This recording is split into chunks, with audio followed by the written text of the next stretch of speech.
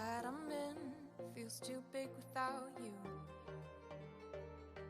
What's up, ManeJessFam? It's your girl JessFam once again with another video for you guys. Today I'll be doing a do's and a don'ts video. So basically it's just some of the things that I think I've done with my hair that have benefited me, benefited my growth, and then some of the things I probably shouldn't have done that I think kind of hindered my growth along my journey. But before we get into this video, if you are new to the ManeJessFam and you've never been here before, we're gonna give you a minute to subscribe because, sweetie, the ManeJessFam is red side. After you've already done that, there's a little bell on the side of the subscription box. You click that, and that's gonna tell you every time we post a new video over here. And because you know you love the energy you're seeing, you know you love the content, go ahead and click the like button because it's not gonna cost you a thing. And now the protocol's already been established, let's hop into this video. So you guys, I'm just gonna jump right into it. We're gonna start with the don'ts. I think it's better to start with a negative over a positive, right? So we're gonna start with the negatives and with the positives, right? So the first don't, do not stalk your hair growth. I repeat, stop stalking your hair, okay?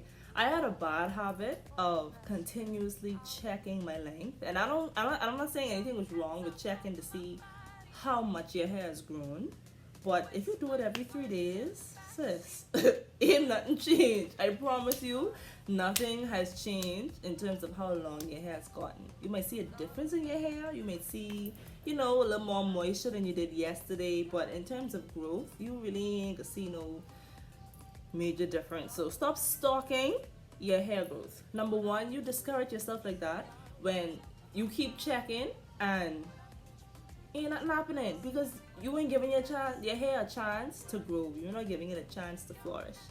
Give it a minute, okay? After you put in the work, eventually you're gonna see the results. But if you check it every few days, you're only gonna discourage yourself like that. Number two, a lot of times I get like box braids or I'll get a protective style in my head, and by the time it's the end of the week or after 2 weeks, I'm like, oh, let me just take it out so I can see. I think we all guilty of that. I just want to see how long my hair grows. You see one little piece of root come up and you won't go check. Leave it, man. Let it do what it's supposed to do. Give it a chance. Stop stalking your hair growth. The next thing, stop comparing your hair texture to other people's hair texture.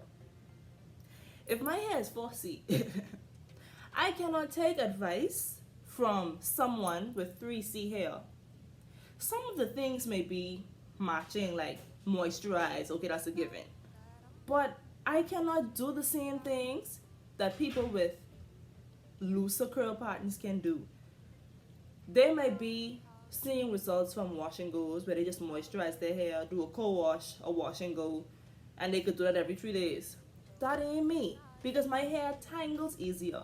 So I can't take their advice as set in stone and expect it to give me the same results. For example, a lot of people vouch for coconut oil in their hair. I don't. Y'all, I went through a period of, oh, coconut oil, especially when it was like the hype. Oh, coconut oil, this coconut oil is, I realized that it really breaks my hair. Like, and on top of that, it's really thin, you know? I love it on my skin, but on my hair, it really does nothing. I need thicker oils like olive oil and castor oil. Those type of oils, I can mix coconut oil with them, but I need something thick for my type of hair in order to really, really seal in that moisture. So stop taking advice from other textures. Stop comparing yourself to other textures. The same things that work for them, it's not gonna work for you. The same way their hair grows, it's not how your hair is gonna grow. You gotta give yourself, put yourself in your own box, or take advice from people who have the similar texture as you do. So stop doing that. Number three, do not be afraid to trim your ends. Sweetie, don't be afraid to trim it. Okay? It's almost like if you think of a plant, right? You have withered leaves, like beyond bad. It's a pruning process. You have to take away the bad so that the new could come out without being disrupted. When your ends are split and you have, especially in the front of my hair, because I think my front strands are those like finer, I can look at my strands and see where they're splitting And if I don't do nothing about it, if I continue to manipulate my hair, the more I comb, where that split to the bottom, it can keep splitting until a big piece just break right off. And that's how breakage happens. If you don't want your hair to break, you have to clip your trim ends. Just dust your ends. Someone asked me in the comment section, I think it's a good time to plug this in there, how often do I trim my ends? I trim my ends when I notice that my hair gets a little, almost like more difficult to comb. You know, even after I moisturize it, it just feel like overly tangled. I don't know if that makes sense to y'all, but I almost can tell like when my hair need a trim. But if you want to go off a time period, I say 6-7 months. Just give your hair a little trim, and I ain't saying you have to take off 5 inches of hair, a little half an inch here and there, but give your hair a trim. Because if you don't, when your hair really start like your ends start to really split, you could really have to do a big chop, and you're not gonna be happy about that. So don't be afraid to trim your hair. Just give it a little trim, and honestly, even though your hair might be a little shorter, it'll look so much more healthy and vibrant, and you'll have volume more. Like, just let it go. Stop trying to hold on. Let it go. Okay? Next, do not skip deep conditioning. If you have hair like mine, I know people have different porosity levels, so you may need to do a protein treatment, hair, deep conditioning hair. For me, my hair is already strong. My hair needs the most moisture that it could get. So I don't ever skip a deep conditioning.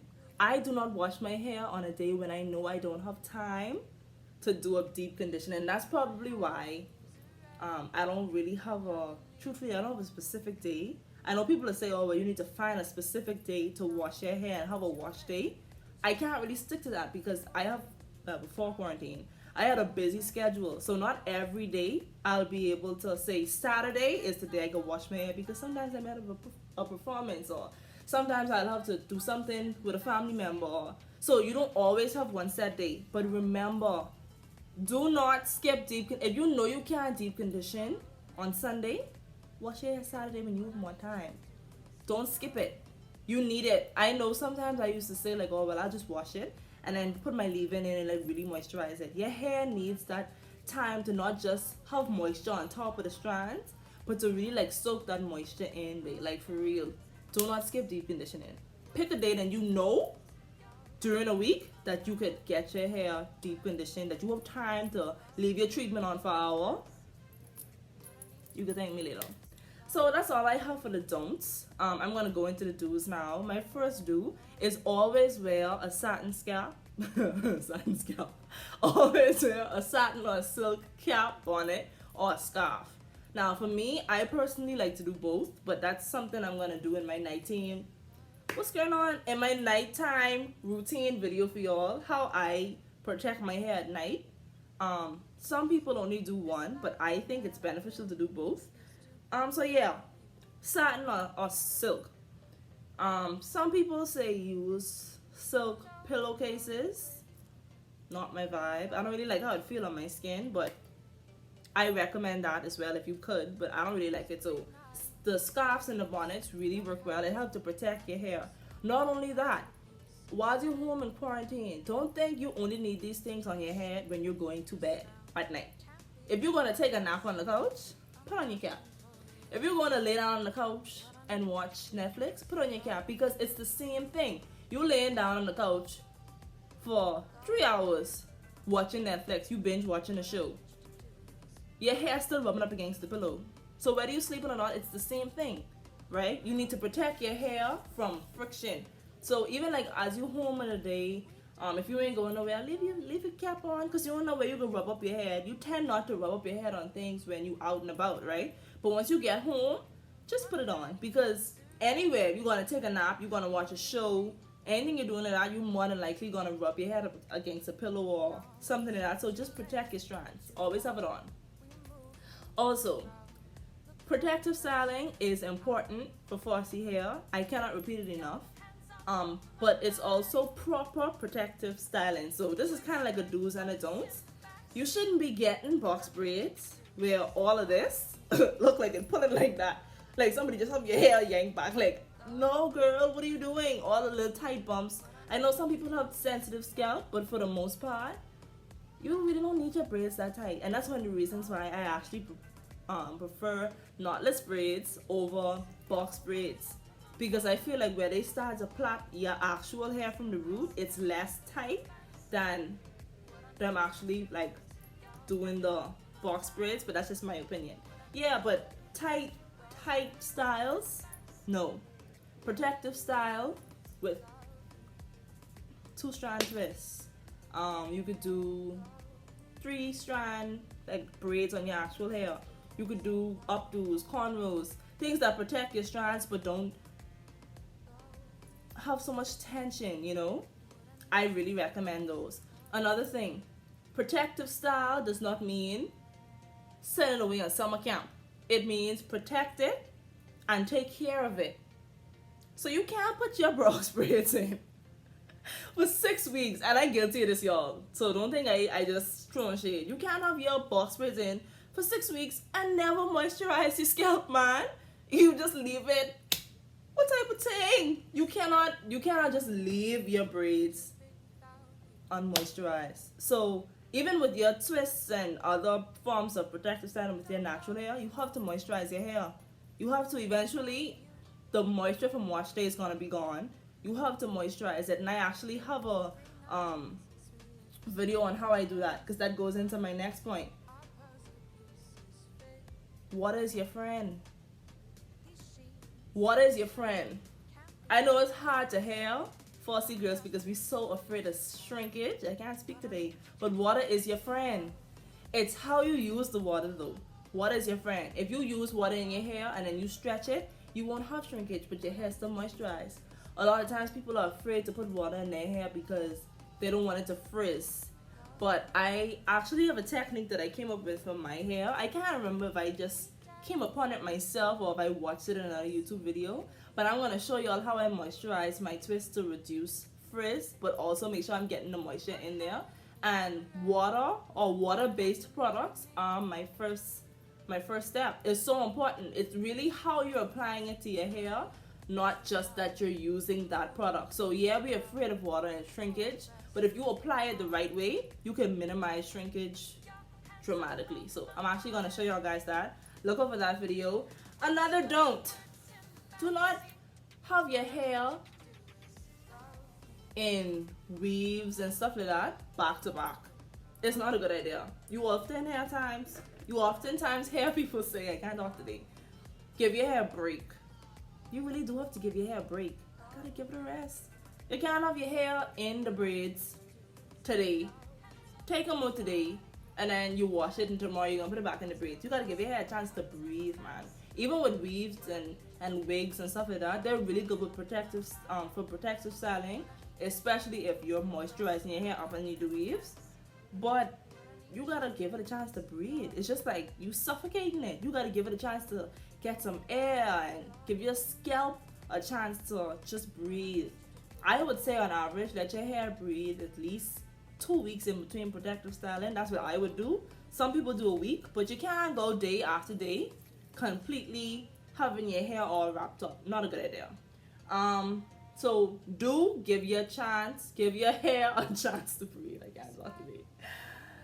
And then the final one was from my wash day. Wash your hair in twists. These do's really centered around how to maximize growth. And so moisturizing and overall reducing breakage is the goal. So wash your hair in twists. We lose so many hair strands from breakage on wash days. We really do. I don't even think we realize it, because you're picking up hair through the whole process and you don't even realize that, girl, you're losing a lot of hair. And that really could be minimized if you just cleared your hair from the beginning, keep them in twists. Because your hair stays stretched the entire time, you guys. It doesn't have a chance to get all knot up again. Your ends are elongated the entire time. So work a break, have a good break. If it already stretched out, it ain't tangled up. When you take it out to add your other products, nothing tie up to break. Wash your hair and twist. Wash your hair and twist. Such a great idea, y'all. That's the end of my video. I hope you guys can benefit from this video. Don't be scared of water. Cover up your hair. Give your hair a chance to breathe. All them good stuff. I hope you guys enjoyed this video. Please don't forget to subscribe. Please don't forget to subscribe. I don't know why I can't talk today. Gee. Don't forget to comment if I missed anything out. Just let me know if you have any questions about anything I did or anything I said maybe wasn't clear enough. Go ahead and ask in the comment section below. Don't forget to like this video. Don't forget to come back because we love you over here. I hope this benefited you guys so much. Love you guys. Bye.